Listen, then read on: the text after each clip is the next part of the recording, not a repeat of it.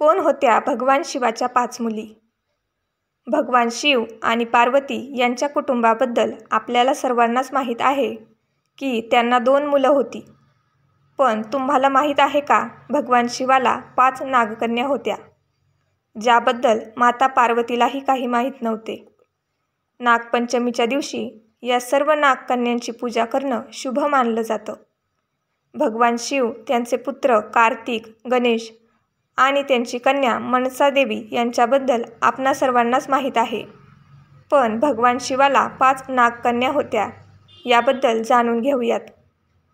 मधुश्रवणी या कथेत भगवान शिव यांच्या सर्व कन्यांचे वर्णन केलेले आहे.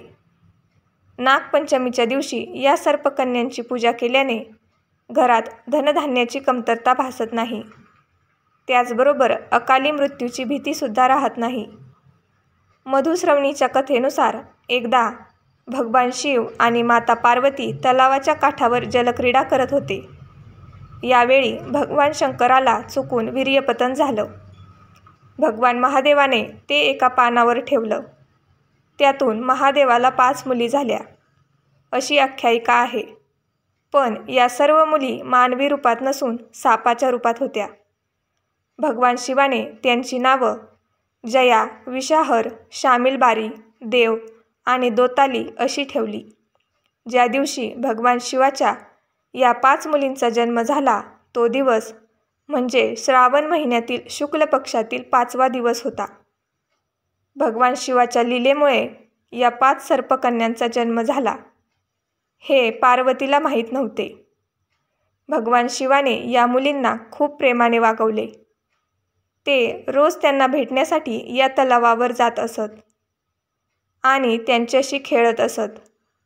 एके दिवशी माता पार्वतीने भगवान शंकरांवर शंका केली आणि त्यांचा पाठलाग केला. त्यावेळी तिला भगवान शिव त्या 5 सर्पकन्यांवर पित्याप्रमाणे प्रेम करत आहेत आणि त्यांच्याबरोबर खेळत आहेत असे दिसले. त्यावेळी माता पार्वतीला राग आला आणि त्यांनी त्या सर्पकन्यांना मारण्यासाठी पाय वर केला.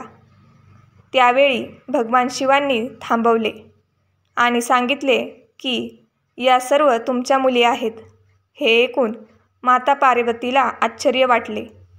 भगवान शिवाने सर्व घटना माता पार्वतीला सांगितली. त्यावेळी माता पार्वतीने जोरजोरात हसायला सुरुवात केली आणि त्या सर्पकन्यांना आपल्या मुली म्हणून स्वीकारले.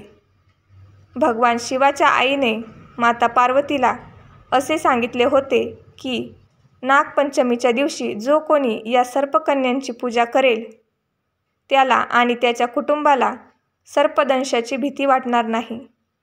त्याचबरोबर अकाली मृत्यू होणार नाही आणि घरात पैसे व धनधान्याची कमतरता भासणार नाही.